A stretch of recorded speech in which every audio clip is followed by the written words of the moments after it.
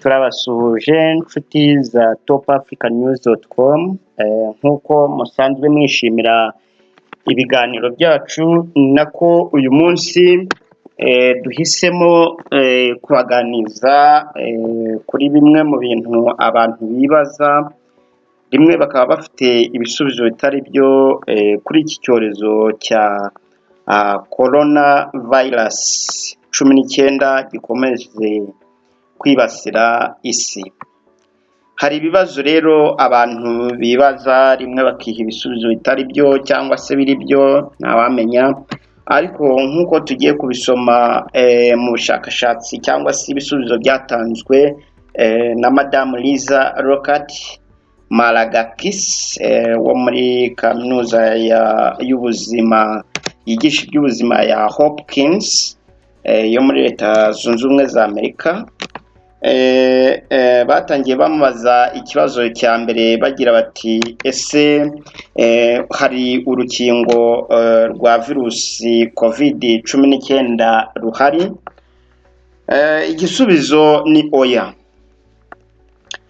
Ahubwo igisubizo cya nyacyo ni uko hari urukingo ruri gukorwaho n'impuguke z'abashakashatsi, ariko nk'uko bisanzwe ubundi abamenyereye siyansi cyangwa se abazi bya siyansi, urukingo kugira ngo rube rwakora mu mubiri w'umuntu ntihagire ingaruka rumugiraho, ni ibintu bisaba bitwara igihe kirekire cy'amezi, ntabwo ari ibintu biboneka umunsi umwe.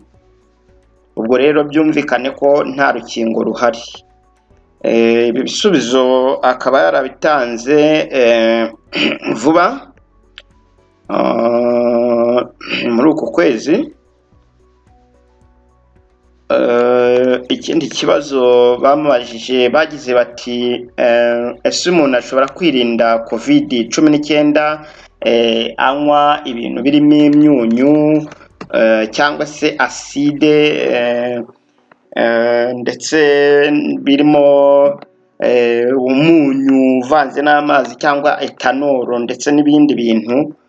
Urugero ni nk'aho usanga abantu bicaye mu kabari, usanga bavuga ngo wanyweye ku gacupa ntishobora kumukoraho, ati mu gihugu cy'abaturanyi cya Uganda impamvu itabagezeho bakunda kunywa agacupa gafite ubukana buremereye. Igisubizo rero ni oya. Ibyo mwibwira byose ntabwo ari byo, ahubwo ikiri byo ni uko ushobora kunywa ibi byose ahubwo bikakugiraho ingaruka nyinshi cyane, bigaca intege umubiri ndetse bikaba byatuma binoroha iyi virusi ya COVID-19 kugufata.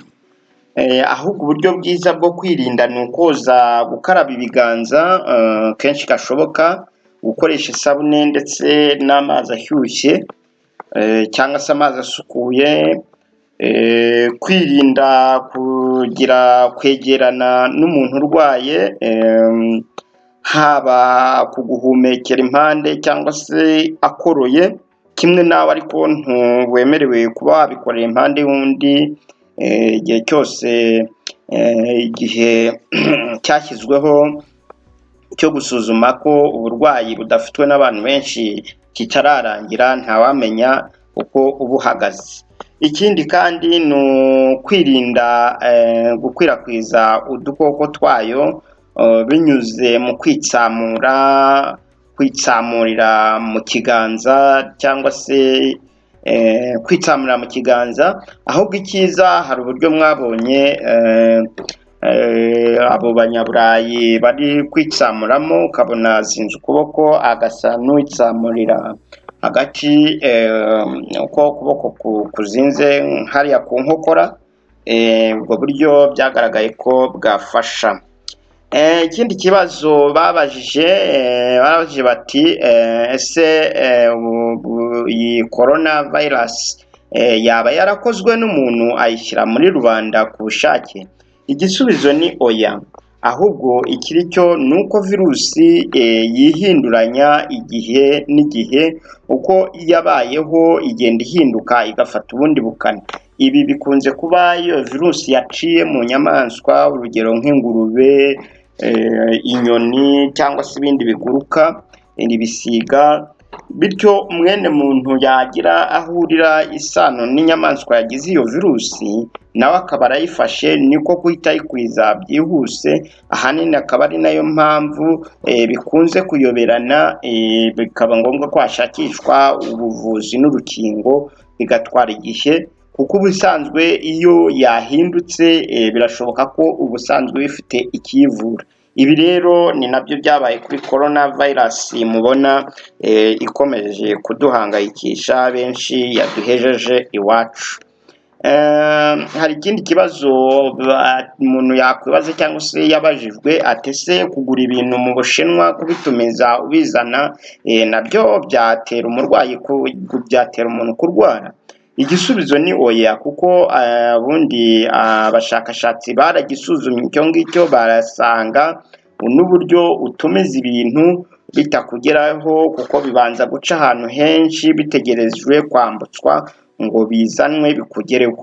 Iyo minsi bitwara n'ibyumweru bitwara, ubusanzwe amahirwe menshi ari nuko uburwayi ntabuba buriho, ahubwo ubu burwayi buri gukwirakwizwa n'abantu ku giti cyabo binyuze mu gukoranaho cyangwa se gukora ku bikoresho, n'undi akaza akagikoraho kimaze gukorwaho n'uwari urwaye, bityo agatwara uburwayi agenda abukwiza mu bandi, noneho hagakurikiraho icyo guhumeka umwuka dusangiye binyuze mu kwitsamura, umuntu akakwitsamura impande ugakomeza ugahumeka. Ibyo ni byo urebye ahanini bikomeje gutuma iyi ndwara ikomeza kwiyongera. Hari ikindi kibazo, ati se face mask zaba zirinda COVID-19? Igisubizo ni oya, ntabwo biyirinda, ahubwo iyi masike yambarwa ubusanzwe. Impamvu umuganga yambara ni uko buri gihe uko umuganga ari muri operasiyo runaka aba agomba kugira ubwirinzi bwa cyane, aho agomba kwambara masike, bitewe ahanini nuko aba yanga yuko yatwara uburwayi buturutse mu buhumekero bw'umurwayi ari kuvura, bityo nawe umwuka ahumeka akaba yawuhumeka. Murabizi ko ahanini baba banegeranye. Ibi rero ku muntu rusange, general public, rwose iyi masike ntacyo yagufasha mu kurinda COVID-19, ahubwo umurwayi uzi ko afite ubu burwayi ni byiza ko ayambara kuko aba arinze abandi.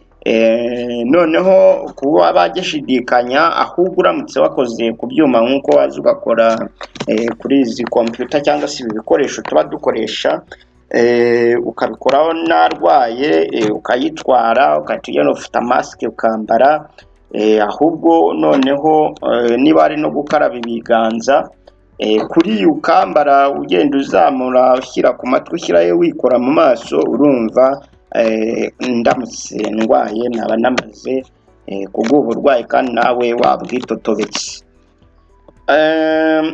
Ubu rero icyo mwagumana mu mutwe ni ugukomeza kugira isuku, gukaraba, gukomeza gukurikirana amabwiriza dukomeza guhabwa n'inzego z'ubuzima.